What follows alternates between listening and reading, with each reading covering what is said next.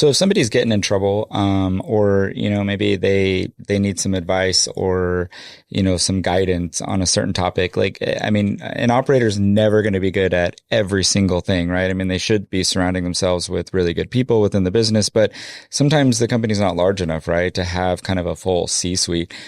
If you're paying attention, quarterly, or maybe they come to you and say, hey, I'm having an HR problem, or, I'm having a problem with working capital or something. Are you usually wanting to get involved in that as well and kind of trying to steer them the right way? Or do you try to stay hands off and then just take a look every quarter and see how they're doing? I'd say we definitely want to be involved, especially if we can be an asset for them. And I think that's one of the advantages over taking some institutional capital like what we might provide versus high net worth individuals. So if you have somebody who's going to write a check into your deal, they may have lower expectations as far as communication or other elements of the deal, but they're probably not going to have a ton of value to add down the road, or at least you're going to need a whole bunch of them in order to have the different areas covered that you might need expertise. And so that's where we're available, not just myself representing the fund, but also our LP group is a really strong LP group. And chances are through that network, we're going to be able to introduce them to someone who has some experience with that topic, whatever it might be.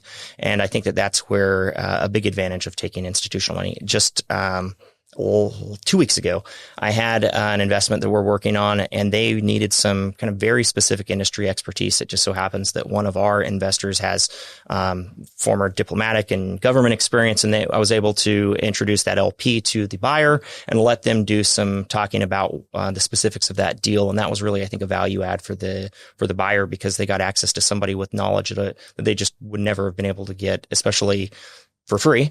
And second of all, at the kind of level that they got and the brutal honesty that they got, or at least the transparency that they got from that person, because the LPs, invested in seeing a good outcome as well for the searcher.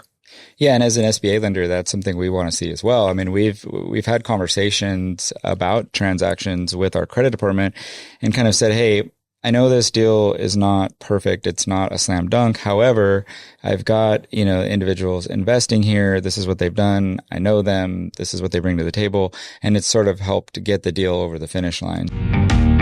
Thank you all for listening to Before You Buy or Sell a Business. If you found value in this episode, please follow the show, leave a positive review, and share it with someone. For more information, check out jaredwjohnson.com.